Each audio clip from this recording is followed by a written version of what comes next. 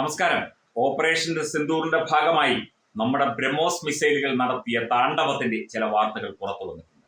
എന്തായിരുന്നു നമ്മുടെ ബ്രഹ്മോസ് മിസൈലുകൾ പാകിസ്ഥാന്റെ വിവിധ മേഖലകളിൽ എങ്ങനെയാണ് താണ്ഡവമാടിയത്, അവരുടെ ഏറ്റവും പ്രധാനപ്പെട്ട വ്യോമത്താവളമടക്കം വ്യോമ സ്റ്റേഷൻ അടക്കം എങ്ങനെയാണ് തകർത്ത് തൂത്തുവാരിയെറിഞ്ഞത് എന്നതിന്റെ ഒരു വിശദമായ റിപ്പോർട്ടും അതിന്റെ ചില ചിത്രങ്ങളുമൊക്കെയാണ് പുറത്തു വന്നിരിക്കുന്നത്. പാകിസ്ഥാന്റെ ഏറ്റവും പ്രധാനപ്പെട്ട സൈനിക വിമാനത്താവളമാണ് ധോലാരി സൈനിക താവളം. കറാച്ചിയിൽ നിന്ന് 100 മൈൽ മാത്രം അകലെയുള്ള ഈ സൈനിക വിമാനത്താവളം പാക് സേനയുടെ ഏറ്റവും സുപ്രധാനമായ എയർ ബേസ് ആണ്. ഇവിടെയാണ് നമ്മുടെ ബ്രഹ്മോസ് മിസൈലുകൾ താണ്ഡവമാടിയത്. തീർച്ചയായിട്ടും തപ്പിപ്പിടിച്ച് തെരഞ്ഞുപിടിച്ച് പാകിസ്ഥാന്റെ ഹൃദയത്തിൽ അണ്ണാക്കിൽ കൊടുത്ത അടി തന്നെയാണ് ആ താണ്ഡവം എന്ന് പറയാതെ വയ്യ.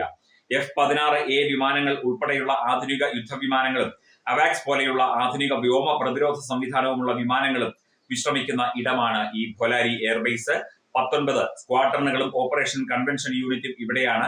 ഒരു യുദ്ധവിമാനവും അത് പ്രവർത്തിപ്പിക്കുന്ന ക്രൂവും ചേർന്നതാണ് ഒരു സ്ക്വാഡ്രൺ ലീഡർ എന്നാണ് അതിന്റെ മേധാവിക്ക് പറയുന്നത്. നമുക്കും സ്ക്വാഡ്രൺ ലീഡേഴ്സ് ഉണ്ട്. സ്ക്വാഡ്രൺ ഓപ്പറേഷൻസ് നടക്കുന്ന വിമാനത്താവളം കൂടിയാണ് ധോലാരി.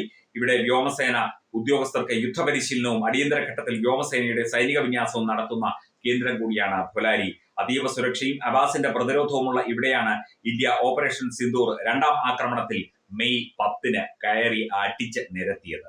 ഇന്ത്യയിൽ നിന്ന് ഇത്രയും മാരകമായ പ്രത്യാക്രമണം പാകിസ്ഥാൻ ഒരിക്കലും പ്രതീക്ഷിച്ചിരുന്നില്ല. ഇന്ത്യയുടെ ബ്രഹ്മോസ് മിസൈൽ വിമാനങ്ങൾ സൂക്ഷിക്കുന്ന എയർബേസിലെ ഹാങ്ങറിലൂടെ തുളച്ചു കയറിയതായി പറയുന്നു. ഇവിടെ വലിയൊരു തുള വീഴ്ത്തിയാണ് ബ്രഹ്മോസ് ഉള്ളിലേക്ക് പതിച്ചത്. ബ്രഹ്മോസിന്റെ മൂക്കിൻ തുമ്പത്തിരിക്കുന്നത് 300 കിലോഗ്രാം അത്യുഗ്ര സ്ഫോടക വസ്തുക്കളാണ്. ബ്രഹ്മോസ് തുളച്ചു കയറിയിട്ടുണ്ടെങ്കിൽ ഉള്ളിൽ സ്ഫോടനം നടന്നിരിക്കും. ബ്രഹ്മോസിന്റെ രീതി അങ്ങനെയാണ് എന്നാണ് യുദ്ധ വിശകലന വിദഗ്ധർ പറയുന്നത്. അന്നേരം വിമാനങ്ങൾ സൂക്ഷിക്കുന്ന ഹാങ്ങറിൽ പാകിസ്ഥാന്റെ 4 യുദ്ധവിമാനങ്ങളും അത്യാധുനിക വ്യോമ പ്രതിരോധ സംവിധാനങ്ങളുമുള്ള ഒരു അവാക്സ് വിമാനവും ഉണ്ടായിരുന്നതായി പറയുന്നു. സ്ഫോടനത്തിൽ ഇവിടുത്തെ 6 വ്യോമസേന ഉദ്യോഗസ്ഥർ കൊല്ലപ്പെട്ടിട്ടുണ്ട്. അതിനർത്ഥം കോടികൾ വിലമതിക്കുന്ന പാകിസ്ഥാന്റെ യുദ്ധവിമാനങ്ങളും അവാക്സും ഒക്കെ ചാരമായി കാണുമോ എന്നുള്ളതാണ്. പാകിസ്ഥാനിലെ സിന്ധ് പ്രവിശ്യയിലെ ഇന്ത്യ ഇവിടെ മിസൈൽ ആക്രമണം നടത്തിയ കാര്യം അവിടുത്തെ മേഖലാ മുഖ്യമന്ത്രി അടക്കം സ്ഥിരീകരിച്ചിരുന്നു. ഈ ആക്രമണത്തിൽ 6 വ്യോമസേന ഉദ്യോഗസ്ഥർ കൊല്ലപ്പെട്ടതായും അവർ സ്ഥിരീകരിച്ചിരുന്നു.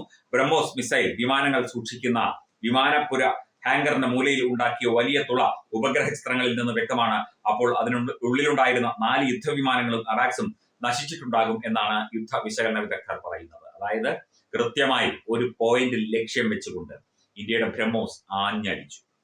കൃത്യമായി പാകിസ്ഥാന്റെ ഏറ്റവും പ്രധാനപ്പെട്ട വ്യോമസേനാ കേന്ദ്രമായ ധോലാരിയിലെ ആ വ്യോമസേനാ കേന്ദ്രം തകർത്ത് തരിപ്പണമാക്കി. പാകിസ്ഥാന്റെ ഏറ്റവും പ്രധാനപ്പെട്ട പല യുദ്ധവിമാനങ്ങളും അവരുടെ വ്യോമ പ്രതിരോധ സംവിധാനമായ അവാക്സും അടക്കം തകർന്ന് തരിപ്പണമായി. അതായത് അടിക്കുമ്പോൾ വഴിയെ പോകുന്നവനെ അടിച്ചിട്ട് കാര്യമില്ല, അടിക്കേണ്ടവനിട്ട് അടിക്കണം, അടിക്കേണ്ട ഇടത്തടിക്കണം. അത് ബ്രഹ്മോസ് മിസൈല് വിട്ടവർക്കും അറിയാം, ബ്രഹ്മോസ് ഉണ്ടാക്കിയവർക്കും അറിയാം, ബ്രഹ്മോസ് നിർമ്മിച്ച ഇന്ത്യക്കും അറിയാം.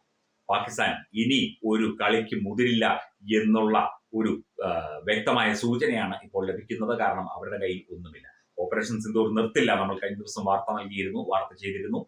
ഓപ്പറേഷൻ സിന്ദൂർ തീർച്ചയായിട്ടും ജാഗരൂകരായി തന്നെ ഇന്ത്യ നിൽക്കും. പാകിസ്ഥാന്റെ ഏത് പ്രതിരോധ സംവിധാനമായാലും, ഏത് വ്യോമ മേഖലയായാലും, ഏത് യുദ്ധമേഖലയായാലും തകർത്ത് തരിപ്പണമാക്കാൻ കഴിവും പ്രാപ്തിയുമുള്ള ആയുധങ്ങളുടെ ഒരു വലിയ കമനീയമായ ശേഖരം നമ്മുടെ കയ്യിലുണ്ട്.